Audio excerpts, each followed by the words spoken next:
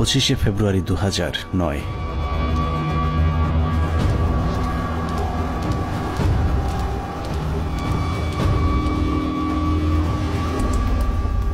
মহাজোট সরকার ক্ষমতায় আসার মাস দেড়েকের মাথায় বর্বরতম এক হত্যাকাণ্ডের মাধ্যমে ভেঙে দেয়া হয় সীমান্তে উঁচু করে যারা শত্রুর সামনে প্রাচীর হয়ে থাকত তাদের মেরুদণ্ড। বিডিআর সেনাবাহিনীর সমন্বয়ে গঠিত সুশৃঙ্খল একটি বাহিনীর মগজে বিষ বাষ্প ঢুকে উস্কে দেয়া হয় হিংসা আর প্রতিশোধের আগুন। সেই আগুনেই পুড়েছে বিশ্বাস, আস্থা আর ভালোবাসায় তৈরি করা সাজানো গোছানো এক সুখের ঘর। পিলখানায় লাগা সে আগুনে শুধু যে 57 সেনা কর্মকর্তাই পুড়েছে তা নয়, সেই সাথে পুড়েছে কয়েক হাজার জওয়ানের সুখ, স্বপ্ন, সংসার। সীমান্ত অরক্ষিত করে ওদেরকে রক্ষিত করা হয়েছে কারারক্ষীদের ঘরে, যেই ঘরে দিন, মাস, বছর করে গুনে গুনে 15 বছর পার হয়েছে সীমান্ত রক্ষীদের। সেই থেকে ওপারের শত্রু যখন খুশি এপারে এসেছে, কেউ তাদের বাধা দেয়নি, কারণ ওরাই ছিল আমাদের 1,44,000 বর্গ কিলোমিটার মানচিত্রের সীমানা প্রাচীর। যেই প্রাচীরে ক্ষত ধরিয়েই আমাদের মানচিত্রকে বিক্ষত করা হয়েছিল গেল 15টি বছর।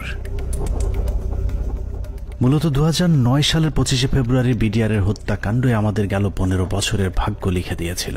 এই 15 বছর বাংলাদেশের রাজনীতি, শিক্ষা, অর্থনীতি থেকে শুরু করে পুলিশ, প্রশাসন সবকিছু নিয়ন্ত্রণ করেছে ভারত, আর সবচেয়ে বেশি নিয়ন্ত্রণ করেছে বাংলাদেশ সেনাবাহিনীকে, যারাই ছিল একসময় আমাদের অহংকার।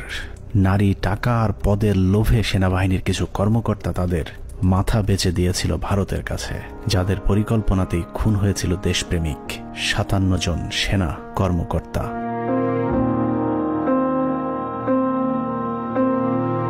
পঁচিশে ফেব্রুয়ারি পিলখানায় আসলে কি ঘটেছিল, কেন ঘটেছিল, সেই ঘটনার পরে কি ঘটেছিল, কিংবা এখন আসলে কি ঘটছে তা নিয়ে আমাদেরকে যতটুকু জানানো হয়েছে তার চেয়েও অনেক বেশি আমাদের থেকে গোপন করে রাখা হয়েছে। ঘটনার শুরু থেকে শেষ পর্যন্ত আমরা যতটুকু জেনেছি তার পুরোটাই পিলখানার মূল ঘটনার বিকৃত এক রূপ, যেখানে সত্যের কোনো বালাই নেই। হাসিনা সবকিছু জানতো। এই বিডিআর এর ঘটনা হাসিনা আসার 1 মাস পরেই কেন ঘটলো? হাসিনা এবং মঈনুদ্দিন এটা জানতো, কাজেই হাসিনাকে একদিন জবাব দিতেই হবে। এটা পিলখানা হত্যাকাণ্ডকে আমরা যদি একটি মুদ্রা হিসাবে ধরি, তাহলে এতদিন আমরা সেই মুদ্রার এক পিঠ দেখেছি, যার আরেক পার্শ্ব আরো ভয়ঙ্কর, আরো নৃশংস, আরো বর্বর, অমানবিক। আমরা শুধু 57 সেনা কর্মকর্তার গল্প শুনেছি, কিন্তু তার চেয়েও কয়েক গুণ মানুষকে হত্যা করা হয়েছে, যেই খবর বিডিআরের পরিবারের বাইরে আর কাউকে জানতে দেয়া হয়নি। পিলখানা হত্যাকাণ্ডের মামলায় রাজসাক্ষী না হওয়ার জন্য বীর মুক্তিযোদ্ধা ডিএডি আব্দুর রহিম সাহেবকে জেলখানায় নিয়ে নির্মমভাবে ইনজেকশন পোস্ট করে তাকে শহীদ করা হয়।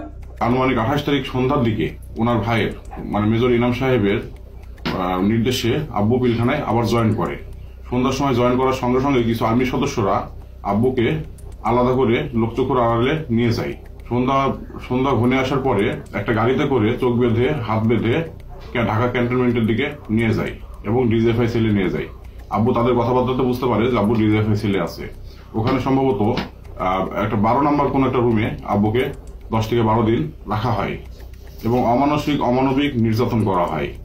আপনার ইলেকট্রিক শক দেওয়া হয়, লিঙ্গে বাড়ি দেওয়া হয়, মানে অসহনীয় কষ্ট তাদেরকে সহ্য করতে হয়। ড্রিল মেশিন দিয়ে পা ছিদ্র করে, তারপর আপনার পেরেক দিয়ে হাতের পায়ে নখ উপড়িয়ে ফেলে। 2009 সালে পিলখানায় যে হত্যাকাণ্ড শুরু হয়েছিল, সেই হত্যাকাণ্ড এখনো শেষ হয়নি। 25 থেকে 27 তারিখ পর্যন্ত ভাড়াটে খুনিদের দিয়ে সেনা কর্মকর্তাদের খুন করা হয়েছে, আর 27 তারিখের পর থেকে সেনাবাহিনীর ঊর্ধ্বতন কর্মকর্তারা নিজেরাই খুনের কাজ চালিয়ে গিয়েছেন। ঘটনার পর জিজ্ঞাসাবাদের নামে বিডিআরের 167 জন জওয়ানকে নিজেদের হাতে হত্যা করেছে আমাদের গর্বের সেনাবাহিনী। এমনকি সেনাবাহিনীর শিখিয়ে দেওয়া সাক্ষ্য দিতে চায়নি বলে পিলখানার জামে মসজিদের ইমামকে পর্যন্ত নির্মমভাবে হত্যা করা হয়েছে, যিনি ঘটনার শুরু থেকে শেষ পর্যন্ত নিজ চোখে প্রকৃত খুনিদেরকে দেখেছিলেন। এসব তো আমাদের সৈনিকরা করবে না, কখনোই আমাদের সৈনিকরা অফিসারের উপরে আক্রমণ করবে না। যেভাবে গুলি করতে করতে ভিতরে ঢুকে গেছে, আর একজন হিন্দিতে কথা বলে, ইংলিশে কথা বলে, কমেন্ট করে ওদেরকে। পিলখানার ঘটনার বেশিরভাগ তথ্য উপাত্ত ও আলামত নষ্ট করে দেওয়া হয়েছে।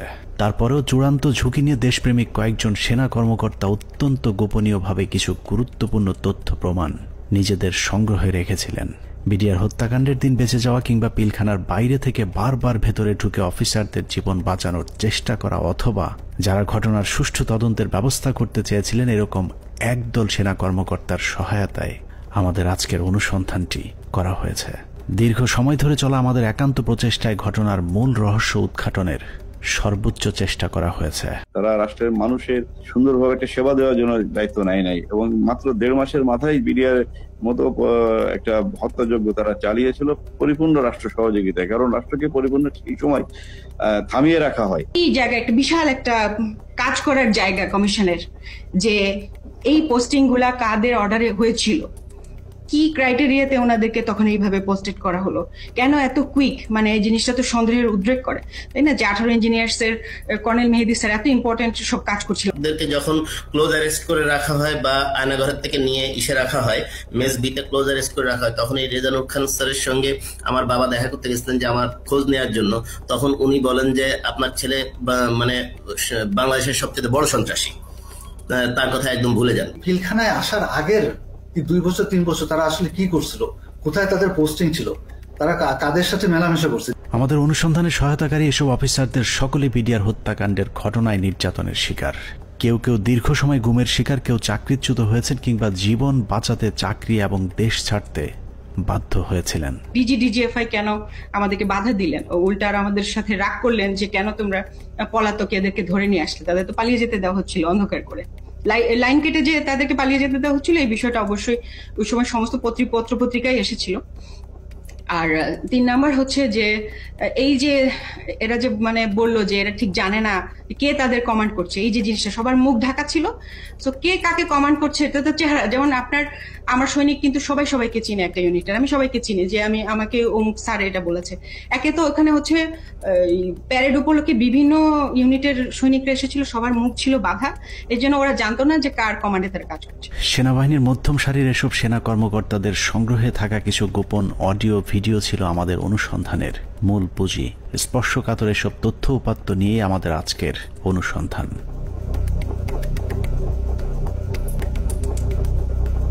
অনুসন্ধানের শুরুতেই একটি তদন্ত প্রতিবেদনের কয়েকটি লাইনে চোখ বোলানো যাক।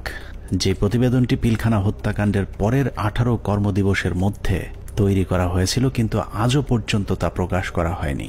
কারণ এই প্রতিবেদনেই ঘটনার মূল রহস্য লুকিয়ে আছে।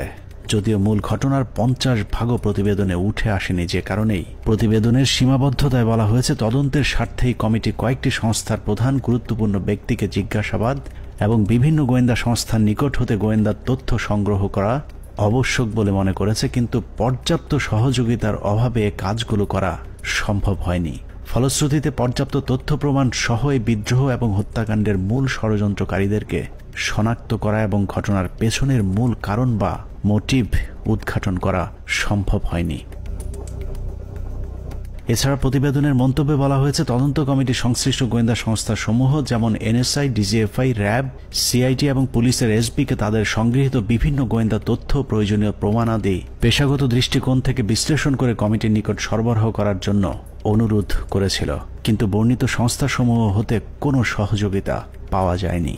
প্রতিবেদনের এই লাইনগুলো পড়লেই বোঝা যায় পিলখানা হত্যাকাণ্ডের পরপর গঠিত ওই তদন্ত কমিটি ঘটনার মূল রহস্য উদ্ঘাটন করুক, এটা সরকার কিংবা সেনাবাহিনী কেউই চায়নি। ওই প্রতিবেদনের মতোই পিলখানা হত্যাকাণ্ডের সবকিছুই আমাদের থেকে আড়াল করে রাখা হয়েছে। 2009 সালের 25 ফেব্রুয়ারি সকালে পিলখানায় দরবার শুরুর পর থেকে 26 তারিখ বিকেল 5টা পর্যন্ত সরকারের পক্ষ থেকে যা কিছু করা হয়েছে সবই জিম্মি হওয়া সেনা কর্মকর্তাদেরকে হত্যার উদ্দেশ্যে, কাউকে বাঁচানোর জন্য নয়। 25 তারিখ সকাল থেকেই তৎকালীন প্রধানমন্ত্রী শেখ হাসিনা, 3 বাহিনী প্রধান, ডিজিএফআই, এনএসআই প্রধান, সামরিক সচিব তারেক সিদ্দিকী সহ সকলেই সেনা কর্মকর্তাদের হত্যার মিশন সম্পূর্ণ করবার জন্য শেখ হাসিনার তৎকালীন সরকারি বাসভবন যমুনায় অবস্থান করছিলেন। পিলখানার ঘটনায় বেঁচে আসা সেনা কর্মকর্তাদের একজন মোহাম্মদ জাহিদি আহসান হাবিব দরবার হলে গোলাগুলি শুরুর পর তিনিই প্রথম জেনারেল তারেক সিদ্দিকীকে ফোন করে বলেছিলেন তাদেরকে বাঁচানোর জন্য, কিন্তু তারেক সিদ্দিকী ফোন কেটে দেন। তারপর থেকে আর তারেক সিদ্দিকীকে টেলিফোনে পাওয়া যায়নি। আমাদেরকে যাতে সাহায্য করার জন্য, যাতে আর্মি যাতে আমাদেরকে হেল্প করে, তার জন্য আমি জেনারেল তারেককে আমি সাহায্য চেয়েছিলাম। আমি জেনারেল তারেকের সাথে জেনারেল শাকিরের কথা বলে দিয়েছিলাম আর্মিরা যাতে এখানে ইন্টারভেনশন করে, আর্মি যাতে পাঠায়, কিন্তু তারা কোনো আর্মি পাঠায়নি বা আমাদের কোনো সাহায্য করা হয়নি। পিলখানা থেকে বেঁচে ফেরা মেজর জায়েদের বক্তব্যের অনুরূপ তথ্য অপ্রকাশিত সেই প্রতিবেদনেও উঠে এসেছে, যেখানে বলা হয়েছে আনুমানিক সকাল 9:30 ঘটিকায় মহাপরিচালক বিডিআর স্বয়ং প্রধানমন্ত্রী, সেনাপ্রধান, মহাপরিচালক র্যাব এবং মহাপরিচালক ডিজিএফ এর সাথে ফোনে কথা বলেন। এ সময় বিডিআর এর ডিজি সুনির্দিষ্টভাবে তাদেরকে জানান 44 রাইফেলস ব্যাটালিয়ন বিদ্রোহ করেছে।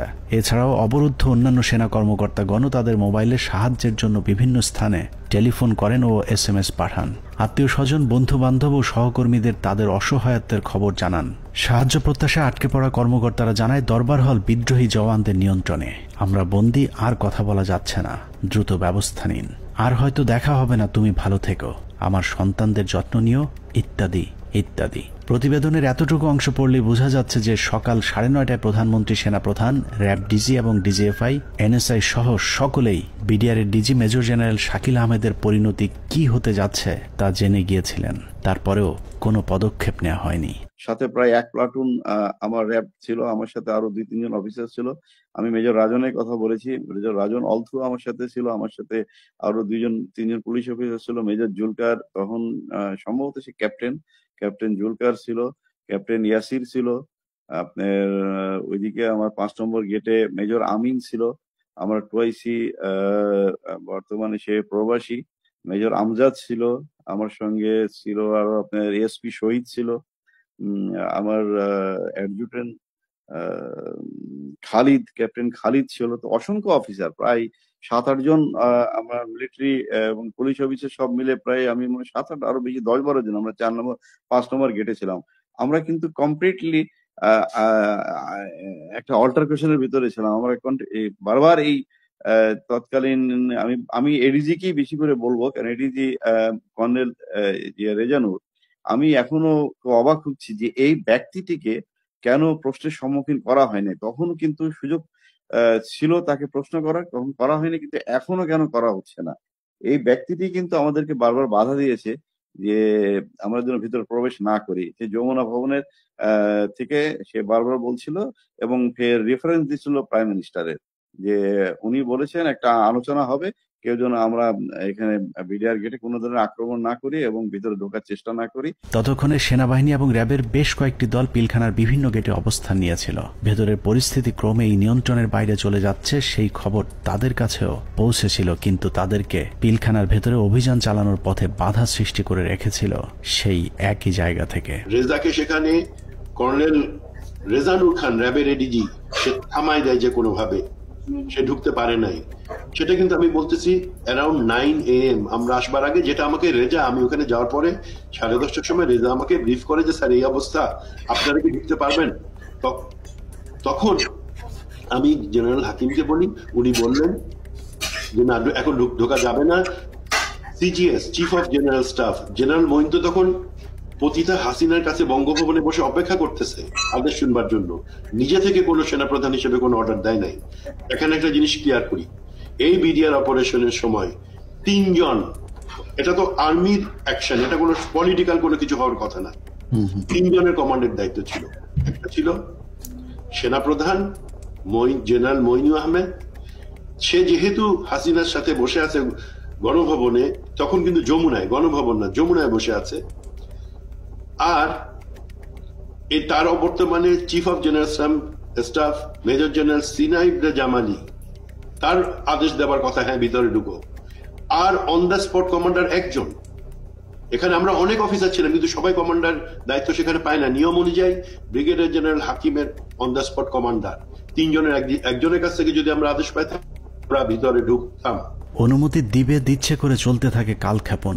9:30 থেকে শুরু করে 11টার মধ্যেই বেশিরভাগ অফিসারদের হত্যা করা হলেও কিছু কর্মকর্তা পালিয়ে যাবার কারণে হত্যার মিশন অসম্পূর্ণ থেকে যায়, যা শেষ করতে সময় লাগে পরদিন বিকেল 5টা পর্যন্ত। তবে দরবার হলের সামনের হত্যাকাণ্ড শেষে খুনিদের প্রথম দলকে বের করে দেওয়ার ব্যবস্থা করা হয়। 12:30 পিলখানার 3 নম্বর গেটের সামনে বিডিআর এর পক্ষ থেকে শতাধিক মানুষের একটি মিছিল বের করা হয়। এসব মিছিল থেকে বিডিআর জওয়ানদের দাবি দেওয়ার প্রতি সমর্থন ব্যক্ত করে জয় বাংলা, জয় বিডিআর, বিডিআর জনতা ভাই ভাই ইত্যাদি স্লোগান দেওয়া হয়েছিল। জয় বাংলা মিছিল করা ওই দলটি ভেতরে ঢুকার কিছুক্ষণ পর বেরিয়ে আসে সংখ্যায় দ্বিগুণ হয়ে। ধারণা করা হয় ওই মিছিলের মাধ্যমে খুনিদের একটি অংশকে ভেতর থেকে নিরাপদে বের করে দেওয়ার সুযোগ করে দেয়া হয়। যেখানে আর্মির অপারেশন, আর্মির করবার কথা, সেখানে বিভিন্ন আওয়ামী লীগের পলিটিক্যাল লোকজন ভিতরে ঢুকতেছে যাইতেছে। এর মধ্যে আমরা দেখতে পাচ্ছি আমাদের কাছে অফিসারদের কাছে বাইনোকুলার, তাপস, মির্জা আজম, নানক, শেখ সেলিম, এরা সবাই কিন্তু যাওয়া আসা করতেছে ভিতরে। এবং এর মধ্যে আবার দেখলাম কি ছাত্রলীগ যুবলীগ মিলে একটা মিছিল বলে ওই নিউ মার্কেটের গেট থেকে ঢুকলো, তারা 20-25 জন হবে। তারা ঢুকে ওইখানে কিছুক্ষণ, পুরাটা তার দেখা যায় না। আবার ঘন্টাখানিক পরে দেখলাম কি সেই মিছিল, তাদের হাতে কিন্তু আওয়ামী লীগের ব্যানার আছে। সেই মিছিল বের হয়ে যাচ্ছে, সেটা সংখ্যা হচ্ছে লোকের এখন 100 থেকে উপরে, 100-125 জন ঢুকছিল, 25 জন বাইরে হয়ে যাচ্ছে। সাথে সাথে আমরা সেটে যারা ছিল তাদেরকে জানালাম যে দেখো এই মিছিলটাকে আটকাও, এদের মধ্যে থেকে কিন্তু ভিতরে যারা কিলার তারা বের হয়ে তাদেরকে বের করে নিয়ে যাওয়া হইতেছে। বিডিআর কমপ্লেক্স যে ভিতরে যত সৈনিকরা ছিল তখন সবাই জাগো বললো, জাগো বলে যে যেদিকে পারলো বেরিয়ে চলে গেল। এটা হওয়ার কথা না। একটা ট্রেন সোলজার একটা এইভাবে পালিয়ে যেতে পারে না, যখন যতই গুলি হোক, কেননা তার কাছে কোনো অর্ডার আসেনি। এবং এই সময় কিছু অফিসারও কিন্তু পালিয়ে গিয়েছিল। তো আমাদেরকে বের করতে হবে হু অল অর, মানে ওই অফিসাররা কারা কারা। এই সময় পালানোর কথা না।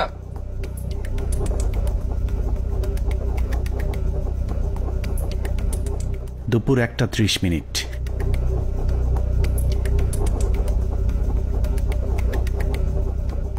খুনের প্রথম পর্ব শেষ হবার পর শুরু হয় দ্বিতীয় পর্ব। বেলা বাড়ার সাথে সাথে দরবার হলে নৃশংস হত্যাযজ্ঞের খবর ছড়িয়ে পড়ে পুরো পিলখানায়। এতে অধিকাংশ বিডিআর সদস্যরা আতঙ্কিত হয়ে পড়েন। বিডিআর সদস্যরা যে যেভাবে পেরেছে পালিয়ে যাওয়ার চেষ্টা করতে থাকে, কিন্তু বাকি অফিসারদের খুঁজে বের করে হত্যার জন্য সরকারের আরও কিছুটা সময় প্রয়োজন ছিল, যে কারণে বিডিআর জওয়ানদের চাঙ্গা করতে শুরু হয় সরকারের নতুন ষড়যন্ত্র।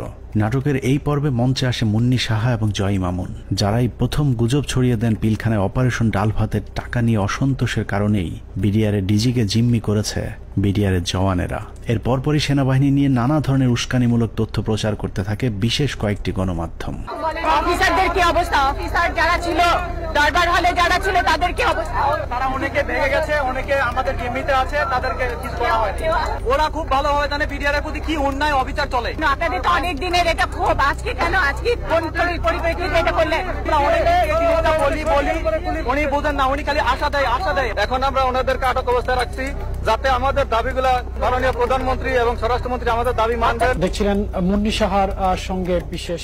এ সময় নিজেদের লেখা বিভিন্ন ধরনের লিফলেট বিডিআর এর নামে প্রচার করে গুজব ছড়াতে থাকে স্থানীয় আওয়ামী লীগের নেতাকর্মীরা। পিলখানার ভেতরেও ততক্ষণে বিডিআর এর মাঝে ছড়িয়ে দেওয়া হয়েছে মিডিয়া এবং জনগণ আমাদের সাথে আছে। অপারেশন ডাল ভাতের টাকা মেরে খাওয়া সেনাবাহিনীর প্রতি এমনিতেই অনেকের ক্ষোভ ছিল, তার উপর সেনাবাহিনী যে কোনো সময় হামলা চালাতে পারে এমন গুজব ছড়িয়ে অস্ত্র হাতে তুলে দেওয়া হয় বিডিআর এর সাধারণ জওয়ানদের হাতে। একদিকে আওয়ামী লীগের বিডিআর এর পক্ষে মিছিল, অন্যদিকে গণমাধ্যমের উস্কানিতে হত্যাকাণ্ডে অংশ নেয়নি এমন অনেকেও দুপুরের পর বিদ্রোহী হয়ে ওঠে। জিনিসপত্রের দাম কারা বাড়াইছে শুনবেন? অরিজিনাল সেনা কর্মকর্তারা বিডিআর কে দিয়ে দাম বাড়াইছে। আস্তে আস্তে বর্ডার থেকে সমস্ত মাল নিয়ে আসতো, নিয়ে আসা স্ট্রোক করতো বিডিআর এর প্যারেড গ্রাউন্ডে। স্ট্রোক করে সেই মালগুলি দেশবাসী মাধ্যমে অনেক দিন পর সাপ্লাই করতো, যার কারণে অনেক দাম বেড়ে যেত জিনিসগুলির। যত ডাল ভাতের টাকা আছে সব মেরে খেয়ে ফেলেছে। ডাল ভাতের নামে তারা কোটি কোটি টাকা হাতিয়ে নিয়ে গেছে, কোটি কোটি টাকা হাতিয়ে নিয়ে গেছে ডাল ভাতের নামে। এরই মধ্যে গণভবনের নতুন ষড়যন্ত্রের অংশ হিসেবে আওয়ামী লীগ নেতা জাহাঙ্গীর কবির নানককে পিলখানার 4 নম্বর গেটে পাঠানো হয়। পিলখানার চারপাশের এলাকা থেকে বাড়িঘর ফেলে মানুষ যখন সরে যাচ্ছিলেন, তখন বীর দর্পে 4 নম্বর গেটের দিকে এগিয়ে যান আওয়ামী লীগের তৎকালীন এলজিআরডি প্রতিমন্ত্রী জাহাঙ্গীর কবির নানক, ফজলে নূর তাপস এবং হুইপ মির্জা আজম। অন্যদিকে প্রস্তুত ছিলেন সাংসদ মাহবুবারা গিনি এবং ওয়ারেসাত হোসেন সহ আওয়ামী লীগের বেশ কয়েকজন নেতাকর্মী। একজন মহিলা এমপি, তো মহিলা এমপি কে কাছে আসার পরে তখন আমি চিনতে পেরেছিলাম। তো আর ওনাদের দুজনকে তো আমি চিনি। তো ওনারা এসে আসে দাঁড়ানোর পরে ফরজুল কারোর কাছে এসে মহিলারা জিজ্ঞেস করলেন যে আমি কি একটা সাদা পতাকা পেতে পারি? তো স্যার তখন পিছন থেকে ঘুরে তাকালেন, ঘুরে তাকিয়ে সৈনিককে জিজ্ঞেস করলেন যে তোমাদের কারোর কাছে কোনো সাদা পতাকা বা এরকম কোনো কিছু আছে কিনা।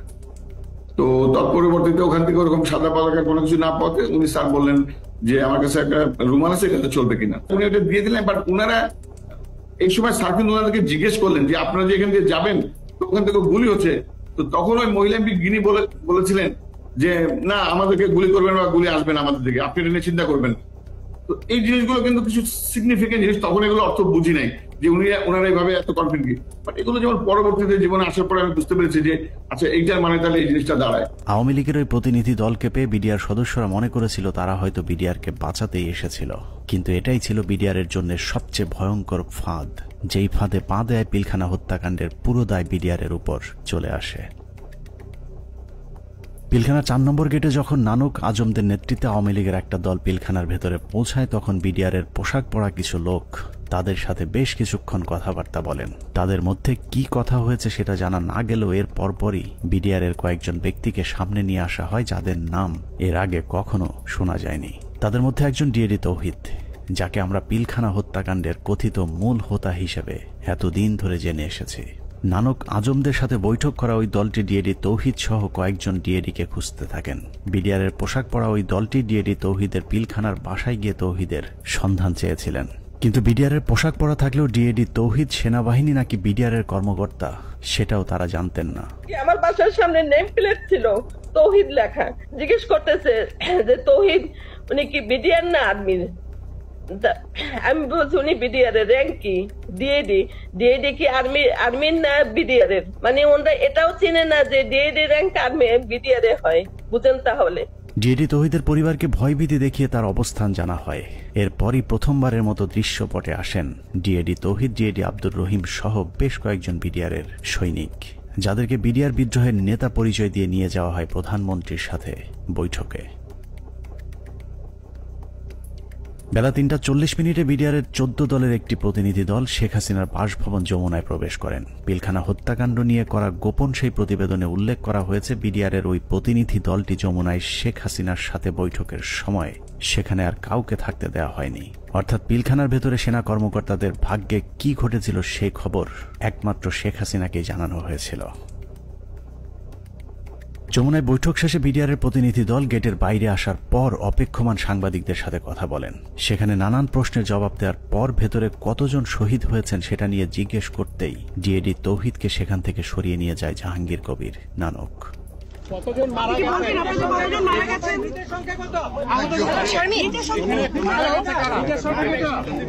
হাসিনার সাথে বিডিআরের সেই বৈঠকের মূল উদ্দেশ্য অফিসারদেরকে বাঁচানো কিংবা বিডিআরের আত্মসমর্পণ নয়, বরং বিডিআরকে জানিয়ে দেওয়া হয়েছিল কোনোভাবেই আত্মসমর্পণ করা চলবে না। যদিও বৈঠকের পর জানানো হয় বিডিআর অস্ত্র সমর্পণে রাজি হয়েছেন, কিন্তু ডিএডি তৌহিদকে পিলখানার ডিজি বানানো থেকে শুরু করে পিলখানার পরবর্তী ঘটনাবলী সবই ছিল শেখ হাসিনার তৈরি করা নাটকেরই অংশ। মাননীয় প্রধানমন্ত্রী তাদের আবেদনের পরিপ্রেক্ষিতে, বিডিআর সদস্য ভাইদের আবেদনের পরিপ্রেক্ষিতে আজকের ঘটনার সাধারণ ক্ষমা ঘোষণা করেছেন। সে বৈঠকের পর রহস্যজনক একটি বিষয় লক্ষ্য করা যায়। শেখ হাসিনা বিডিআরের প্রতিনিধি দলের সাথে বৈঠকে পিলখানায় আটকে পড়া নারী ও শিশুদের মুক্তির দাবি করলেও জিম্মি থাকা সেনা কর্মকর্তাদের মুক্তির বিষয়ে কোনো কথা বলেননি। ভিতরে যারা মহিলা, শিশু, সন্তানাদি নিয়ে যারা আটকা পড়েছেন হেডকোয়ার্টারের ভিতরে, তাদেরকে এই মুহূর্তে তারা যাওয়ার পরিস্থিতি ব্যবস্থা করে দিবেন। কেন শুধুই নারী শিশুদের মুক্তি চাওয়া হয়েছিল সেই প্রশ্নের উত্তর জানতে আমরা 2009 সালের একটি জিজ্ঞাসাবাদের অডিও শুনে আসব, যেখানে পিলখানা হত্যাকাণ্ডে অভিযুক্ত হিসেবে জাহাঙ্গীর কবির নানককে সেনাবাহিনীর বিশেষ একটি তদন্তকারী দল জিজ্ঞাসাবাদ করেছিলেন। যদিও সেই অনুসন্ধান আর চলতে দেওয়া হয়নি, তারপরেও সেদিনের জিজ্ঞাসাবাদে কি কথা হয়েছিল তার পুরো ক্যাসেটটি সেনাবাহিনীর একটি সূত্র আমাদের কাছে পাঠিয়েছে। এত বড় একটা নেগোসিয়েশন হলো, ডিজি এবং অফিসার বা ফ্যামিলিদের বেরিয়ে আসার ব্যাপারে কোনো আপনার স্টেটমেন্ট তো ছিল না, বা না বলছি যে আপনার মানে এটা নেগোসিয়েশন ডিলের মধ্যে এটা হলো না কেন, যে ঠিক আছে তোমরা এটা রাখো, এটা ছাড়ো, অস্ত্র দাও, এই কন্ডিশন সবাইকে ছেড়ে দিল না, তাহলে তো কেউ যাবে নিয়ে আসবে বা ডিজির সাথে কথা হবে, আচ্ছা ঠিক আছে সাধারণ ক্ষমা হবে, কিন্তু তার আগে আমি ডিজির সাথে কথা বলে সেই পরিপ্রেক্ষিতে কিন্তু ওনারা ঢুকলেন মাননীয় স্বরাষ্ট্রমন্ত্রী মহোদয়। না ওইটা আমি বলতেছি যখন সাধারণ ক্ষমা ঘোষণার আগে লাস্ট একটা কন্ডিশন হওয়া উচিত ছিল যে আমি ডিজি যেহেতু আটকাছে বলতেছো, সুতরাং তোমাদের কাউকে পাঠাও, ডিজির সাথে আমি কথা বলে নিশ্চিত হতে চাই। মানে তখন কিন্তু অলরেডি দেশের 16 কোটি মানুষ কোনো না কোনো ভাবে আন্দাজ করে ফেলছে যে ডিজি মারা গেছে। 4টার সময় প্রাইম মিনিস্টার অফিসে যখন আলাপ হয়, তা এই আলাপের মধ্যে ডিজির মৃত্যুর বিষয়টা আসলো না কি করে, বা অল ইন্টেলিজেন্স সোর্সেস মিস করলো কি করে, যে আপনার কোনো প্রেস ব্রিফিং এও এটা আসলো না? অফিসার ফ্যামিলি সরি আসছে, আমি এই যে বিষয়টা আমার কাছে আপনার প্রেস ব্রিফিং এ শুধু জিম্মির ব্যাপার আসছে, বা ডিজি বা তার অন্যান্য অফিসারদের রিলিজের ব্যাপারে যারা আটক আছেন তাদেরকে পার্টিকুলার ডিজি কথা বলা হয়নি স্যার। আমার কথাই নাই, কিন্তু বলা ছিল যাদেরকে জিম্মি করছে, but it was A casual not না যে অফিসার ওকে ডিজি এবং অফিসাররা ফেরত আসবে অথবা 10 জন থাকবে বাকিটা কিন্তু ওই DG being the main centre focus point of PR, আমাদের কিন্তু প্রথমে আসলে ডিজি আছে কিনা এই জিনিসটা কিন্তু কোথাও কোনো প্রেস ব্রিফিং এ কোথাও, মানে সাধারণ ক্ষমার আগে তো এই কন্ডিশন হইতে হবে, যেটা হত্যাকারী তো সাধারণ ক্ষমা পেতে পারে। অল এরকম কিন্তু আলোচনা হয়েছে, কিন্তু পার্টিকুলারলি ডিজি বলানের শুধু ওখানে বলা ছিল যে সকল মহিলা, শিশু এবং অফিসাররা যারা জিম্মি, এই শব্দটা বলা হচ্ছে। আপনি বলেছেন যে সমস্ত মহিলা, শিশু, but you never talked about office DG এবং অন্যান্য অফিসার। স্যার আমি আপনাকে আপনার ভিডিও ক্লিপটা শোনাতে চাচ্ছি, একটু দেখেন। সেনা কর্মকর্তাদের মুক্তি না চাওয়াটা কোনো ভুলবশত ঘটনা নয়, বরং শেখ হাসিনা জানতেন ওইসব কর্মকর্তাদেরকে এরই মধ্যে হত্যা করা হয়েছে, যে কারণেই তাদের মুক্তি না চেয়ে বরং নিহত সেনা কর্মকর্তাদের লাশ গুম এবং বেঁচে যাওয়া বাকি কর্মকর্তাদের খুঁজে খুঁজে মারার জন্য আরও কালক্ষেপণ করা হয়েছিল। সে কারণে বৈঠক শেষে বিডিআরের সদস্যরা পিলখানায় যাবার পর আবারও নতুন করে গোলাগুলি শুরু হয়। অপ্রকাশিত ওই প্রতিবেদনে বলা হয়েছে, এ সময় বিদ্রোহীরা তাদের অপকর্মের সুবিধার্থে পিলখানার অভ্যন্তরে বিশেষ বিশেষ স্থানে বিদ্যুৎ নিভিয়ে দেয়, কিন্তু সরকারের পক্ষ থেকে ওইসব এলাকায় বিকল্প ব্যবস্থায় আলোকিত করার কোনো ব্যবস্থা করা হয়নি এবং তদন্তকারী দল এ ব্যাপারে কোনো সদুত্তরও দেয়নি। প্রতিবেদনের পরের অংশে অত্যন্ত গুরুত্বপূর্ণ কিছু তথ্য দেওয়া হয়েছে, যেখানে বলা হয়েছে সরকার ঘোষিত সিদ্ধান্ত ও আলোচনার প্রেক্ষিতে পিলখানার ভেতরে আটককৃত অফিসার ও তাদের পরিবারের সদস্যদের বের করে আনার সুযোগ হতে পারে, এ চিন্তায় ডিএমপির 10টি ট্রাক ও 10টি বাস 4 নম্বর গেটের সামনে নিয়ে যাওয়া হয়। সেই 10টি ট্রাক ও 10টি বাসে করে কাদেরকে নেওয়া হয়েছিল সেই প্রশ্নের উত্তর পাওয়া গেলেই অনেক কিছু পরিষ্কার হয়ে যাবে। রাত 8টায় হোটেল আম্বালাইনে শুরু হয় নাটকের আরেক পর্ব। বিডিআর প্রতিনিধি দলের সাথে তৎকালীন স্বরাষ্ট্রমন্ত্রী অ্যাডভোকেট সাহারা খাতুনের আবারও বৈঠক শুরু হয়। এ সময় তার সাথে পুলিশের আইজিপি, র্যাবের ডিজি, গোয়েন্দা সংস্থার কর্মকর্তা ছাড়াও যথারীতি নানক ও আজমও উপস্থিত ছিলেন। এসব আলোচনাগুলোতে আসলে বিডিআরের কোনো সিদ্ধান্ত জানানোর সুযোগ ছিল না। সরকারের পক্ষ থেকে যা সিদ্ধান্ত নেওয়া হতো সেটাই বিডিআরের দাবি বলে প্রচার করা হয়েছে। ওই মিটিং শেষে গণমাধ্যমকে আবারও জানানো হয় বিডিআর অস্ত্র সমর্পণে রাজি হয়েছেন, তবে সেনাবাহিনীর কাছে নয়, তারা পুলিশের কাছে অস্ত্র সমর্পণ করবেন। কথা মতো রাত 1টায় স্বরাষ্ট্রমন্ত্রী সাহারা খাতুন, আইন প্রতিমন্ত্রী অ্যাডভোকেট কামরুল ইসলাম এবং পুলিশের মহাপরিদর্শক সহ আওয়ামী লীগের কয়েকজন নেতাকর্মী একটি বিশেষ গাড়ি যোগে পিলখানার ভেতরে প্রবেশ করেন। আওয়ামী লীগের প্রতিনিধি দলের পিলখানায় যাবার মূল উদ্দেশ্য কি ছিল সেটা পরিষ্কার হয়ে যাবে তাদের সন্দেহজনক কিছু কার্যক্রম দেখলেই। প্রতিনিধি দলের প্রথমেই সেনাবাহিনীর জিম্মি থাকা কর্মকর্তাদের খুঁজে বের করার কথা থাকলেও সাহারা খাতুন সহ প্রতিনিধি দলটি কয়েকটি বাসায় গিয়ে মাত্র 15 জনকে উদ্ধার করে নিয়ে আসেন। অথচ সেনাবাহিনীর কর্মকর্তারা কোথায় আছেন, তাদের পরিবারের কি পরিণতি হয়েছে, এ ব্যাপারে কোনো আগ্রহ দেখায়নি আওয়ামী লীগের ওই প্রতিনিধি দলটি। গণমাধ্যম যেন এ বিষয়ে কোনো প্রশ্ন তুলতে না পারে সেজন্যও শুধুমাত্র বিটিভির একজন পরীক্ষিত আওয়ামী সাংবাদিককে পিলখানার ভেতরে নিয়ে যাওয়া হয়, যার নাম মুশফিকা নাজনীন, যিনি মুন্নী শাহর ঘনিষ্ঠ বান্ধবী। 25 তারিখ থেকে পরবর্তী কয়েকদিনের সব অপকর্মের সাক্ষী সাংবাদিক মুশফিকা নাজনীনকে জিজ্ঞাসাবাদ করলে ওই রাতের অনেক প্রশ্নের উত্তর পাওয়া যাবে। সেই রাতে সবচেয়ে রহস্যজনক ঘটনা হলো, হোটেল আম্বালায় বৈঠক শেষে সাংবাদিকদের জানানো হয়েছিল বিডিআর সেনাবাহিনীর পরিবর্তে পুলিশের কাছে অস্ত্র সমর্পণে রাজি হয়েছে। অথচ সরকারের প্রতিনিধি দলটি 10,000 বিডিআরের অস্ত্র জমা নিতে পিলখানায় আইজিপি ছাড়া কোনো পুলিশ সদস্য তাদের সাথে নেয়নি। ভেতরে কেন পুলিশ নিয়ে যাওয়া হয়নি সেই বিষয়টি জানতে 2009 সালের 27 ফেব্রুয়ারি অ্যাডভোকেট কামরুল ইসলামকে জিজ্ঞাসাবাদ করেছিল তদন্তকারী দল। সেই রেকর্ডের একটি কপি আমাদের অনুসন্ধানে উঠে এসেছে। কোর্টের থেকে যখন বেরিয়েছেন মাননীয় স্বরাষ্ট্রমন্ত্রী বলেন যে ঠিক আছে আপনারা জমা দিতে থাকেন, আমরা যাই। না না, জমা রাখার পর যেটা উনি বাইরে এসেও মিডিয়াকে বলেছিলেন, হ্যাঁ ওনারা জমা দিচ্ছেন, আমি চলে আসছি। হ্যাঁ এইটাই মনে হয় চাবি নিচে না দিয়েছে, সকাল পর্যন্ত তারা সব জমা করে ফেলবে, সকাল পর্যন্ত তারা সব জমা করে ফেলবে। আমাদের 8টা সাড়ে 8টার মধ্যে আমরা আবার পুলিশের হ্যান্ড ওভার করে দেবে পিটিআই। এটাই কিন্তু ফাইনাল কথা আমাদের সাথে। সেই অনুযায়ী সকালে আমরা গেছিও আবার মানে পুলিশকে হ্যান্ড ওভার করবে, কিন্তু কোন পুলিশ যায়নি ভিতরে। না বলছি যে না, রাত্রে যে হ্যান্ড ওভার হলো, রাত্রে তো পুলিশের কাছে যায় নাই, সুতরাং তাদের কাছে ছিল, তাদের কাছে রয়ে গেল। পুরো ঘটনাটা যে পরিকল্পিত সেটা বিটিভির ধারণ করা ওই ফুটেজ দেখলেই বোঝা যাবে। বিডিআর এর সকল সদস্যের অস্ত্র সমর্পণ করার কথা থাকলেও হাতে গোনা কয়েকজন তাদের অস্ত্র জমা দেয়। ছোট একটি টেবিলের উপর যখন বিডিআর সদস্যরা অস্ত্র জমা দিচ্ছিল, ঠিক একই সময়ে অন্য বিডিআর সদস্যরা অস্ত্র হাতে নিয়ে বীরের মতো পাশে হাঁটাহাঁটি করছিলেন। ঘটনার এখানেই শেষ নয়। অস্ত্র সমর্পণের নাটক শেষে যারা অস্ত্র জমা দিয়েছিলেন তারাই আবার জমা দেয়া অস্ত্রগুলো হাতে তুলে নিচ্ছিলেন। বিটিভির ক্যামেরাম্যান হয়তো ভুলক্রমে নাটকের বাইরের ওই দৃশ্য ধারণ করে ফেলেছিলেন। 25 তারিখ রাত যতই গভীর হয়েছে, সরকারের ষড়যন্ত্র ততই দিনের মতো পরিষ্কার হতে থাকে। সরকারের পরিকল্পনায় রাতে বিডিআরের আত্মসমর্পণের দাবি করে পিলখানায় ঢোকা সরকারি প্রতিনিধি দল ভোর 4:10 বেরিয়ে আসে নিজেদের বাছাই করা মাত্র 15 জন জিম্মিকে উদ্ধার করে।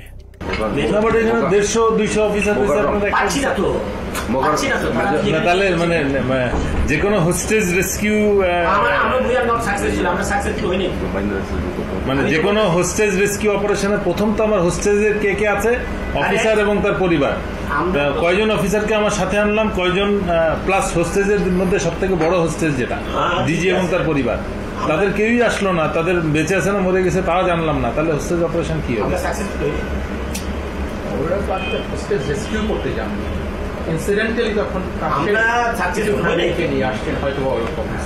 নাটকের পর নাটক শেষে পরদিন সকাল শুরু হয় আরেক নাটকের মধ্য দিয়ে। 26 তারিখ সকাল 9টায় কৃষিমন্ত্রী মতিয়া চৌধুরী, জাহাঙ্গীর কবির নানক, জাতীয় পার্টির চেয়ারম্যান হোসেন মোহাম্মদ এরশাদ, আইন প্রতিমন্ত্রী কামরুল ইসলাম এবং ব্যারিস্টার তাপস আবারও পিলখানার 4 নম্বর গেটে উপস্থিত হন। ওদিকে 3 নম্বর গেটে আওয়ামী লীগের 200-300 নেতাকর্মী উপস্থিত হয়ে আবারও বিডিআর এর পক্ষে স্লোগান দিতে থাকেন। এক পর্যায়ে মিছিলটি পিলখানার ভেতরে ঢুকে যায়। তবে ভেতরে যে কজন ঢুকেছিলেন তার চেয়ে কয়েক গুণ বেশি লোকজন নিয়ে পিলখানা থেকে কিছুক্ষণ পরে বেরিয়ে আসে আওয়ামী লীগের ওই মিছিলটি। 27 তারিখ তো 26 তারিখে একটা মাইক্রোবাসে করে বাইরের যে লোকেরা ভেতরে ঢুকেছিল তারা বের হয়ে যায়। 26 তারিখ দুপুর 2:30 12 সদস্যের মহাজোট মধ্যস্থকারী কমিটি গঠন করা হয়। আওয়ামী লীগ নেতা আব্দুল জলিলের নেতৃত্বে এই কমিটি আবারও হোটেল আম্বালাইনে বিডিআর এর সাথে লোক দেখানো বৈঠক করেন। বৈঠক শেষে স্বরাষ্ট্রমন্ত্রী সাহারা খাতুন, জাহাঙ্গীর কবির নানক এবং মির্জা আজম আবারও 4 নম্বর গেট দিয়ে পিলখানায় প্রবেশ করেন। বিকেল 5টায় শেষবারের মতো আবারও ঘোষণা দেওয়া হয় বিডিআর অস্ত্র সমর্পণ করবে। মজার বিষয় হলো বিডিআর এবার আর পুলিশ কিংবা সেনাবাহিনীর কাছে অস্ত্র জমা দেওয়ার কোনো শর্ত দেয়নি। তবে শর্ত না থাকলেও পুলিশের মাধ্যমে পিলখানার নিয়ন্ত্রণ নেয় সরকার।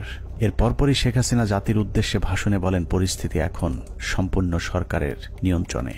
নানা ধরনের গুজব ছড়িয়ে পরিস্থিতিকে ঘোলাটে করার চেষ্টাও মহল বিশেষ করছে, সে বিষয়েও সকলকে সজাগ থাকার আমি অনুরোধ জানাই। 27 তারিখ বাংলাদেশের মানুষের ঘুম ভেঙেছে ইতিহাসের নারকীয় এক হত্যাকাণ্ডের সাক্ষী হয়ে। শোকে বিহ্বল জাতির মেধাবী 57 কর্মকর্তার ক্ষত বিক্ষত এক একটি মরদেহ যেন গোটা জাতিকে দুমড়ে মুচড়ে শোকে স্তব্ধ করে দিয়েছিল।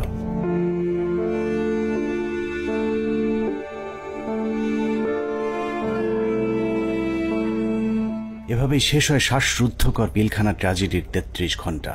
পিলখানার ঘটনা নিয়ন্ত্রণে আনতে কেন 2 দিন সময় লাগলো, একজন অফিসারকেও জীবিত উদ্ধার না করলে সরকার এই 2 দিনে আসলে কি পদক্ষেপ নিয়েছিল সেটা জানতে আমরা পিলখানা হত্যাকাণ্ডের শেষ 1 ঘন্টার একটি ঘটনা দেখে আসব। 27 তারিখ বিকেল 5টায় বিডিআরের অস্ত্র সমর্পণের ঘণ্টাখানেক আগে শেখ তাপসের নেতৃত্বে একটি দল শেষবারের মতো মাইকিং করে জীবিত কেউ থাকলে বের হয়ে আসার অনুরোধ করেছিলেন। মাইকিং শুনে যেসব সেনা কর্মকর্তারা জীবন বাঁচাতে গাড়ির কাছে গিয়েছিলেন তাদের একজন ক্যাপ্টেন তানভীর, যার লাশ এখনো খুঁজে পাওয়া যায়নি।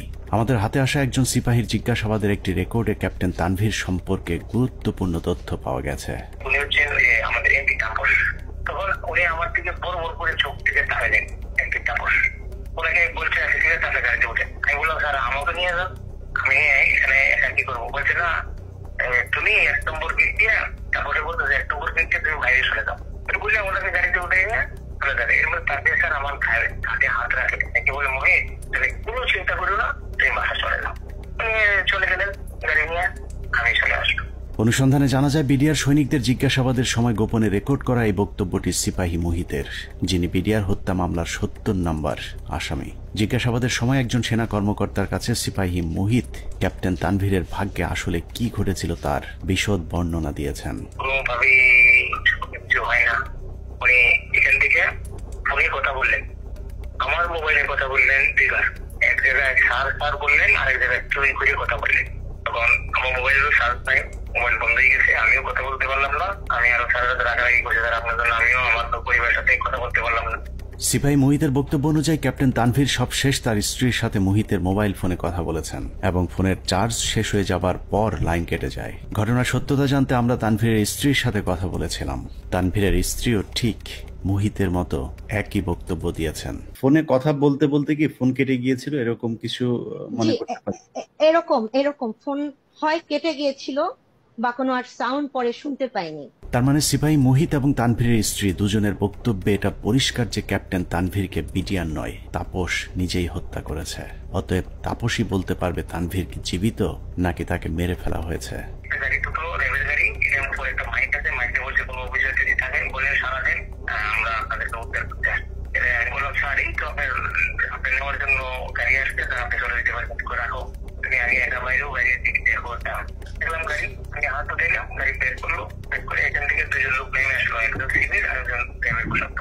আমাকে বললো যে কি করছে, এখানে একজন অফিসার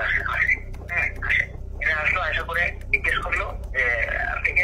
উনি বলছেন যে ক্যাপ্টেন তানভীর, উনি হচ্ছেন আমাদের এমপি তাপস, যে লোকটা এই লোকটা হচ্ছে এমপি তাপস। তখন উনি আমার দিকে বড় করে চোখ থেকে তাকালেন, এমপি তাপস, ওনাকে বলছে তাদের গাড়িতে উঠে।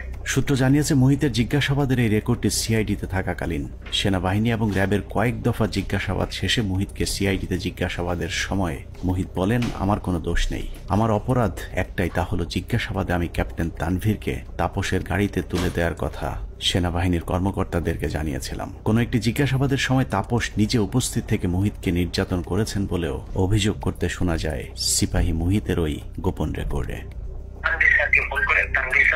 আমি তানভীর স্যারকে পাঠাইছি, তানভীর স্যারকে তার গাড়িতে উঠে দিচ্ছি, উনি যা বলবে তাই।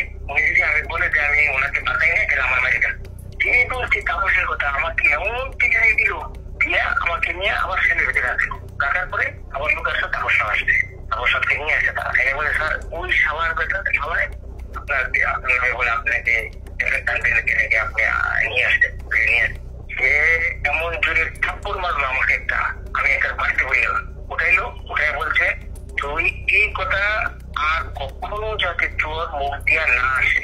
পিলখানা ট্র্যাজেডির ৩৩ ঘন্টা মূলত সেনাবাহিনীর যেসব অফিসার বেঁচে ছিলেন তাদেরকে খুঁজে খুঁজে মারার জন্যই কালক্ষেপণ করা হয়েছিল, যে অভিযানের শেষ হয় তানভীরকে গুম অথবা খুন করার মধ্য দিয়ে। বিএম এর ক্যাডেট দিয়ে দিতে পারতো, 5 জন করে প্রত্যেক বছর এখানে দেওয়া যায়, সেটা যদি না দিতে পারতো তাহলে তাদের দিতে পারতো। কিন্তু এরা তো জানে যে এটা আমার অফিসার না, সে জানে যে এটা আর্মির অফিসার। আপনি থেকে পার্মানেন্ট যদি চলে আসতো তাহলে সে জানতো এটা আমার অফিসার, কোন অবস্থায় মারতো না, মারতে গেলে নিজেদের মধ্যে যুদ্ধ লেগে যেত। পিলখানা ট্র্যাজেডি বলতে আমরা শুধুই 25 থেকে 27 ফেব্রুয়ারির হত্যাকাণ্ডকেই জানি, কিন্তু পিলখানার মূল ট্র্যাজেডির শুরু হয়েছিল বিডিআর অস্ত্র সমর্পণের পর। সিপাহী মুহিতের মতো যারাই মূল ঘটনা তুলে ধরতে চেয়েছিলেন তাদেরকেই ঠান্ডা মাথায় হত্যা করা হয়েছে। 2009 সালের মার্চের 3 তারিখ বিডিআরেরা কাজে যোগ দেওয়ার পর থেকে জিজ্ঞাসাবাদের নামে সেনাবাহিনী মোট 108 জন বিডিআর জওয়ানকে হত্যা করেছে। এদের মধ্যে কয়েকজন ঘটনার পরিকল্পনার সাথে জড়িত, বাকিরা গুরুত্বপূর্ণ সাক্ষী। নিরীহ এসব বিডিআর সদস্যদের মৃত্যুর কারণ, পোস্টমর্টেম রিপোর্ট কিংবা হত্যাকাণ্ডের তদন্ত কোনো কিছুতেই বিডিআর পরিবারকে হস্তক্ষেপ করতে দেওয়া হয়নি। এমনকি গণমাধ্যমে কথা বলা নিয়েও দেয়া হয়েছিল কঠোর নিষেধাজ্ঞা। পিলখানা হত্যাকাণ্ডের পর জিজ্ঞাসাবাদে যারাই সত্য ঘটনা তুলে ধরতে চেয়েছে তাকেই হত্যা করা হয়েছে, কারণ পিলখানা হত্যাকাণ্ডের পরিকল্পনার সাথে সেনাবাহিনী এবং আওয়ামী লীগের কোন কোন ব্যক্তি জড়িত ছিল তা একমাত্র বিডিআর সদস্যরাই জানত, যে কারণে বিডিআরের গুরুত্বপূর্ণ সাক্ষীদেরকে জিজ্ঞাসাবাদের নামে নির্মমভাবে হত্যা করা হয়।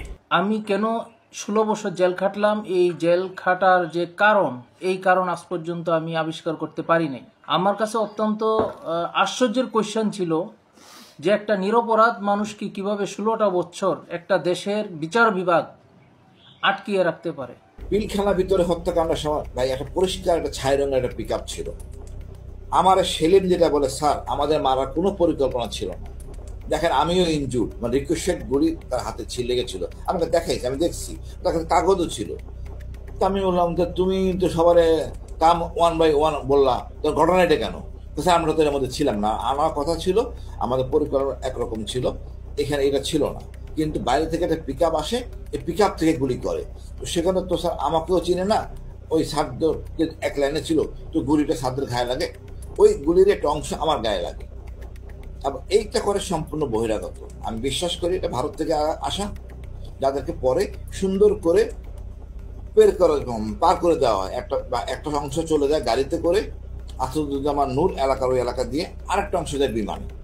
এই অংশটাকে ফলো করে ডিজিএফআই, তাদেরকে ঢুকতে দেওয়া হয়নি এয়ারপোর্টে। আমি সেটা বের হয়ে যায় অ্যাম্বুলেন্সের মাধ্যমে, আঞ্জুমান মফিজের অ্যাম্বুলেন্সের মাধ্যমে চলে যায়। তো এটা সম্পূর্ণ বহিরাগত পরিকল্পনা, সহযোগিতা করে আমাদের কিছু সেনাবাহিনী অফিসার, ভিতরে ছিল কর্নেল শামস, তার ব্যাটালিয়নের সদস্য, আর বাইরে তো বললাম রেজানুল কাজ করে নাই। আর আমাদের শেখ হাসিনা যদি থাকে জড়িত, কে কি কাজ করবে, কাজ করতে পারে নাই। তবে আমি মনে করি দায়িত্ব পালনের অনীহা, এই কারণে সবাইকে আইনের আওতায় নিয়ে আসা উচিত। আমাদের দুর্ভাগ্য, মইনুল আমাদের সেনাপ্রধান ছিলেন, এটা আমাদের লজ্জা। পরবর্তীতে সেনাপ্রধান থাকেন জেনারেল মুবিন, ইনিও এই অনাচার করে গেছেন। হত্যাকাণ্ডের সবচেয়ে গুরুত্বপূর্ণ সাক্ষী ছিলেন পিলখানা জামে মসজিদের পেশ ইমাম মাওলানা মোহাম্মদ সিদ্দিকুর রহমান। দরবার হলে সেদিন কি ঘটেছিল তার সবচেয়ে কাছ থেকে তিনিই দেখেছিলেন। সে ছিল মেন সাক্ষী। আমাকে বলছে যে আমরা 3 জন মেন সাক্ষী, এখন 3 জন মেন সাক্ষী বাঁচায় না মাইরে ফেলায় তো জানি না। আমি বলছি যে তুমি যা যা হয়েছে ওখানে দরবারে যা অফিসাররা বলছে এগুলো বলতে গেলা কেন? বললে কি হবে? সত্যি কথা বলবো না? হাসিনা ইচ্ছে করে মারছে, বলবো না? আমি যদি মরে যাই মরে যাবো, তার অসুবিধা। পিলখানা জামে মসজিদের ইমাম সাহেব শুধু দরবার হল নয়, আরো অনেক কিছু সাক্ষী ছিলেন। ঘটনার কয়েক মাস আগে থেকেই শুক্রবার জুম্মার নামাজের শেষে যেসব গোপন মিটিংগুলো হতো, সেখানে বিডিআরের সৈনিকদের সাথে তাপস, নানক এবং আওয়ামী লীগ নেতা তোরাব আলী সহ অনেককে উপস্থিত থাকতে দেখেছিলেন মসজিদের ইমাম সিদ্দিকুর রহমান। এই ডিসেম্বর মাস থেকে প্রতি শুক্রবার আমাদের মসজিদে আসতো, আইসা নামাজ পড়ে তারপর বলতো কি, মহাজন সাহেব, ইমাম সাহেব আপনারা যান, মহাজন সাহেব আপনি পরে এসে একটু মসজিদ আটকাইয়েন, আমরা একটু কথা বলি। কিছু লোক নিয়ে উনি মসজিদের মাঝখানে বসে কথা বলতো, 4 পাশে দরজা আটকাইয়া, তাই ওগুলো বাইরে থেকে শোনার কোনো কায়দা নেই, শোনা যাইতো না। এরকম প্রতি শুক্রবার করতো।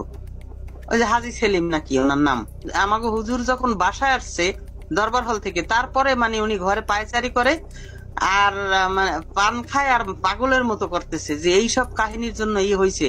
এসব তো আমাদের সৈনিকরা করবে না, কখনোই আমাদের সৈনিকরা অফিসারের উপরে আক্রমণ করবে না। যেভাবে গুলি করতে করতে ভিতরে ঢুকে গেছে, আর একজন হিন্দিতে কথা বলে, ইংলিশে কথা বলে, কমেন্ট করে ওদেরকে।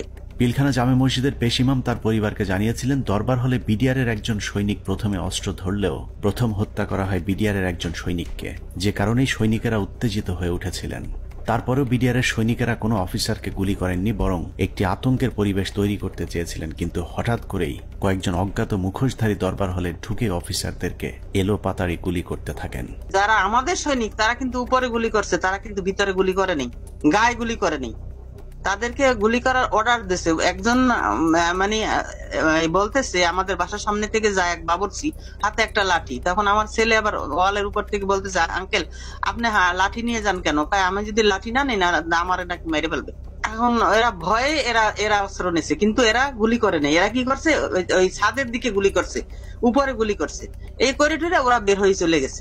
ঘটনার পর জিজ্ঞাসাবাদেও ইমাম সাহেব একই কথা বলেছিলেন, কিন্তু বহিরাগতদের হিন্দিতে কথা বলার বিষয়গুলো বাদ দিয়ে সরকারের লিখে দেওয়া সাক্ষী দেওয়ার জন্য ইমাম সাহেবকে চাপ দেওয়া হয়। কিন্তু ইমাম সাহেব সেই চাপে মিথ্যা সাক্ষী দিতে রাজি হননি, যে কারণে তার উপর শুরু হয় শারীরিক এবং মানসিক নির্যাতন। আমাকে স্টেটমেন্ট ওখানে চেঞ্জ করতে বলছে, আপনার স্টেটমেন্ট সবগুলো ডিলিট করে আমরা নতুন যেটা বলবো সেইটা আপনি দেবেন, সেই বয়ান রেকর্ড করব। এটার জন্য খুব চাপ দিয়েছে। চাপ দেওয়ার পর উনি বলছে যে আমি কোনোদিন এটা পাল্টাবো না, কারণ আমি যা চোখে দেখছি এবং আমি যা যা দেখছি, যা যা ঘটনা ঘটছে, এগুলো আমি বলবোই। এটা ছাড়া আমি মিথ্যা কথা বলতে পারবো না, সেটা আপনারা যা করেন করেন। তখন তারা নিয়ে একটা সৈনিকের মানে লজ্জাস্থানে নাকি কারেন্ট দিয়ে শক দেয়, এইটা দেখাইছে তারে। উনি মানে আমি ওই সময় মানে অজ্ঞান হয়ে যাই, এরকম অবস্থা হয়ে গেছিল আমার। আমি মানুষ এরকম কিভাবে করে? তারপরেও ইমাম সাহেব কোনোভাবেই মিথ্যা বলতে রাজি না হওয়ায় 2009 সালের 12ই মার্চ জিজ্ঞাসাবাদের জন্য ডেকে নিয়ে যাওয়া হয় তাকে। সেদিনই ছিল তার জীবনের শেষ দিন। নিজের পায়ে হেঁটে যাওয়া মানুষটি পরদিন পরিবারের কাছে লাশ হয়ে ফিরে আসেন। বিডিআর 3টা থেকে 6টা পর্যন্ত কি চিকিৎসা হয়েছে এবং ঢাকা মেডিকেলেও যে কি চিকিৎসা হয়েছে আমরা তো কোনো চিকিৎসার কিছুই জানি না। এবং পোস্টমর্টম রিপোর্ট কি আসলো, আসল রিপোর্ট, যে সেই রিপোর্টটা আমাদেরকে দিল না। পিলখানা জামে মসজিদের পেশিমা মাওলানা রফিকুল ইসলামের মৃত্যুর কারণ হিসাবে পরিবারকে জানানো হয়েছিল হার্ট অ্যাটাক। ইমাম সাহেবের মতো 3 তারিখের পর থেকে হঠাৎ করে পিলখানা থেকে ধরে নিয়ে যাওয়া বিডিআর সদস্যদের হার্ট অ্যাটাক এবং আত্মহত্যার সংখ্যা বাড়তে থাকে, যা ছিল মূলত সেনাবাহিনীর বিডিআর সদস্যদেরকে হত্যার একটি কৌশল। আত্মহত্যার নামে সেনাবাহিনীর এরকম এক হত্যাকাণ্ডের শিকার দিনাজপুর সেক্টরের বিডিআরের নায়েক সুবেদার মোজাম্মেল হক। প্রায় 6 ফুট লম্বা একজন মানুষকে হত্যার পর লো হাইটের বাথরুমের সিলিংয়ে ঝুলিয়ে রেখে আত্মহত্যার গল্প সাজানো হয়। মেজর আসাদ স্যার মারা গিয়েছিলেন, লেফটেন্যান্ট কর্নেল কায়সার স্যার ওনার কিলারদেরকে আইডেন্টিফাই করা, তারপরে আমাদের খুব গুরুত্বপূর্ণ একজন ভালো মানুষ সেন্ট্রাল সুবেদার মেজর নুরুল ইসলাম, উনার হত্যাকাণ্ডে খুনে কারা ছিল, তারপরে মেজর সালাম। এ প্রসঙ্গে আরেকটা ইএমই ব্রাঞ্চ, যেটা ইএমই বিডিআর এর অংশ, তো ইএমইর যে ডিএডি কে জিজ্ঞাসাবাদ করা হয়, ওই জিজ্ঞাসাবাদের করে ওই বিকালবেলা ওই ইএমই ডিএডি কে আমরা ব্যারাকে ফেরত দিয়ে আসি। দিয়ে আসার পর কয়েক ঘন্টা পরে মনে হয় সন্ধ্যাবেলা আমরা খবর পেলাম যে আমি সেটে খুব শুনলাম যে ব্যারাকে একজন আত্মহত্যা করছে। পিলখানা হত্যাকাণ্ডের মাস 3 আগে থেকে যেসব মিটিংগুলো হতো, এরকম গোপন 2-1টি মিটিংয়ে উপস্থিত ছিলেন ডিএডি হাবিব। আওয়ামী লীগ নেতা এবং বিডিআরের কিছু সদস্যের গভীর ষড়যন্ত্র বুঝতে পেরে সে মিটিংয়ের গুরুত্বপূর্ণ কিছু আলোচনা গোপনে রেকর্ড করেছিলেন, যে কারণে পিলখানা হত্যা মামলায় ডিএডি হাবিবের গুরুত্বপূর্ণ জবানবন্দি পাওয়া যেত। কিন্তু জিজ্ঞাসাবাদের নামে তাকে 2009 সালে হত্যা করা হয়। তবে মৃত্যুর আগের জিজ্ঞাসাবাদের সময়কার একটি রেকর্ড আমরা আমাদের অনুসন্ধানে সংগ্রহ করেছি। এত নিরীহ লোক মারা যাচ্ছে, তো এই জন্য আমার ওই লাগছে, আমার কাছে যারা এই কেসের হত্যা তাদের আমার কাছে রেকর্ড আছে। কি রেকর্ড আছে? Mobile record. মোবাইল রেকর্ড আমার বাসা আছে, আমার স্ত্রীর কাছে একটা আছে, আর একটা আমার একজন লেখা আছে কয় তারিখের জন্য এটা করা আছে। ডিএডি হাবিবের বাসার সেই ক্যাসেট হয়তো সেনাবাহিনী উদ্ধার করেছিল, কিন্তু আদালতে উপস্থাপন করা হয়নি, কারণ সেখানে আওয়ামী লীগ নেতাদের জড়িত থাকার সব প্রমাণ ছিল। রেকর্ডে লিখে রাখছি এই সাথে কত বছরে কারা কারা জড়িত এর ভিতর। বেশ কিছু লোক আছে, যেমন এটা প্রথমে ছিল আগে এমপি সেলিমের কাছে। কোন সেলিম? এমপি শেখ সেলিম আগে। শেখ সেলিম, হ্যাঁ। আওয়ামী লীগের সাথে বিডিআরের ধারাবাহিক এসব গোপন মিটিং এর বিষয়টি জানার পর কিছু সৈনিক বিডিআরের নিজস্ব সিকিউরিটি ইউনিটকে জানিয়েছিল। ঘটনার 4 দিন আগে 21শে ফেব্রুয়ারি সিকিউরিটি ইউনিটের সিনিয়র জেসিও নায়েক সুবেদার রফিকুল ইসলাম বিডিআর সৈনিকদের কাছ থেকে প্রাপ্ত তথ্য ডিজিএফআই সহ ঊর্ধ্বতন সেনা গোয়েন্দা কর্তৃপক্ষকে জানিয়েছিলেন। তার সেই তথ্যের ভিত্তিতে কিছু পদক্ষেপ নেওয়া হয়েছিল, কিন্তু শেষ রক্ষা হয়নি। সুবেদার রফিকুল ইসলামকে প্রথমে ঘটনার গুরুত্বপূর্ণ সাক্ষী হিসেবে অন্তর্ভুক্ত করা হয়েছিল, কিন্তু হত্যাকাণ্ডে সেনাবাহিনীর সম্পৃক্ত থাকার বিষয়টি ধামাচাপা দিতে ঘটনার প্রায় 2 মাস পরে তাকে আটক করা হয়। কিন্তু মামলার প্রথম চার্জশিটে সুবেদার রফিকুল ইসলামের নাম না থাকা সত্ত্বেও সম্পূরক চার্জশিটের মাধ্যমে তাকে 12 নম্বর আসামি হিসেবে অন্তর্ভুক্ত করা হয়। নির্বাচনের উপলক্ষে তুরাবালি, যেটা হাজারীবাগের আওয়ামী লীগের নেতা যে লিটনের বাবা, তার সঙ্গে আমাদের বিডিআর সদস্যরা মিটিং এ করে কিভাবে তাপস সাহেবকে নির্বাচনে জয়ী করা যায়। যদি নির্বাচনে জয়ী করে দিতে পারো তোমাদেরকে অনেক সুযোগ সুবিধা দেওয়া হবে। এর উপর বিশেষ করে আমাদের কিছু অসৎ সদস্য তাপসের বাসায় যায় এবং সেখানে তাপস তাদেরকে তার নির্বাচনী কাজকর্ম করার কথা বলে এবং তাদের যে সমস্ত তারা কিছু দাবি দেওয়া পেশ করে, সেই দাবি দেওয়া গুলা পুরা করা হবে বলে তাদেরকে আশ্বাস দেয়। আমি ঘটনা ঘটার 5 দিন পূর্বে 21 ফেব্রুয়ারি কর্তৃপক্ষকে জানাই আমার রিপোর্টের বিশেষ করিয়া পিলখানার সমস্ত ম্যাগাজিনে কোয়ার্টার এই কুতে অফিসার নিয়োগ দেওয়া হয় এবং বাহিরের যে সমস্ত গোয়েন্দারা ডিউটি করে। আমি পৃথিবীর ইতিহাসের নজির নাই যে কোনো ঘটনা ঘটার 5 দিন আগে রিপোর্ট দেয়। সেই রিপোর্ট আমি দিছি যে ঘটনা ঘটবে এবং কারা কারা জড়িত। সুবেদার রফিকুল ছিলেন বিডিআরের উজ্জ্বল এক নক্ষত্র। 2009 সালে তিনি অর্জন করেছিলেন শ্রেষ্ঠ ভিওপি কমান্ডার প্রথম পুরস্কার। এছাড়া অসামান্য এসিআর পুরস্কার ছাড়াও বাহিনীতে তার সুনাম ছিল সর্বজন স্বীকৃত। সীমান্তের অতন্দ্র এই প্রহরীকে মৃত্যুর মুখে ঠেলে দেওয়ার উদ্দেশ্যেই তার বিরুদ্ধে যাবজ্জীবন কারাদণ্ডের রায় দেওয়া হয়েছে। পিলখানা হত্যাকাণ্ডের আগে আওয়ামী লীগের যেসব গোপন মিটিং হয়েছিল সেই মিটিংয়ে অংশ নিয়ে আরেকজন সিপাহী সেলিম রেজা। 2009 সালে জিজ্ঞাসাবাদের সময় রেকর্ড করা সেলিম রেজার বক্তব্যটা অত্যন্ত গুরুত্বপূর্ণ। স্যার, আমি নির্বাচনের আগে ব্যারিস্টার ফজলুর তাপস বিডিআর কেন্দ্রে আমাদের নামাজ পড়তে আসতেন। ওখানে আসার পরে captain colonel Shams, captain colonel Furqan, major Reza ওনারা কথা বলতেন। আমিও এখানে ছিলাম, আমিও মাঝে মধ্যে তাদের সাথে কথা বলতাম। কথা বলার এক পর্যায়ে নির্বাচনের কিছু আগে আমার তাপস সাহেব পিলখানার ভিতরে এসে নির্বাচনের ঘোষণা শুরু করে। তখন বলে বিডিআরের তো অনেক সমস্যা আছে, তো আমরা এগুলো ক্ষমতায় গেলে সমাধান করে দেবো, তো এখানে বেশি কথা বলা যায় না, তো আপনারা আমার বাসায় আসেন। এই চলে গেল। এরপরে যখন নির্বাচন হয়ে গেল, নির্বাচন হয়ে যাওয়ার পরে ক্যাপ্টেন কর্নেল শামস উদ্বুদ্ধ করলো আমাদেরকে, তোমরা যে কথাবার্তা বললে তো তোমাদের দাবি দেওয়া তো তেমন কিছু হলো না, এখন আমি একটা প্ল্যান করে দিচ্ছি, তোমরা সেই প্ল্যান মোতাবেক শেখ সেলিমের বাসায় যাবা, তোমাদের দাবি দেওয়া জানিয়ে আসবা, আর যা যা করা লাগে আমি করে দেবো সবকিছু। জিজ্ঞাসাবাদে সেলিম রেজা জানিয়েছিলেন তাপস সেলিমদের সাথে গোপন বৈঠকে বিডিআর সদস্যদেরকে বলা হয়েছিল দরবার হলে শুধুমাত্র বিডিআর ডিজিকে জিম্মি করলেই শেখ হাসিনা তাদের সব শর্ত মেনে নেবেন। কিন্তু দরবার হলে যখন অফিসারদেরকে গুলি করে হত্যা করা শুরু হয় তখন সেলিম রেজা বহিরাগত খুনিদের বিরুদ্ধে অস্ত্র তুলে ধরেছিলেন, যে কারণে তিনিও গুলিবিদ্ধ হন। পিলখানার ঘটনায় সেলিম রেজার গুলিবিদ্ধ হয়ে হাসপাতালে ভর্তি হবার প্রমাণও আমাদের কাছে রয়েছে।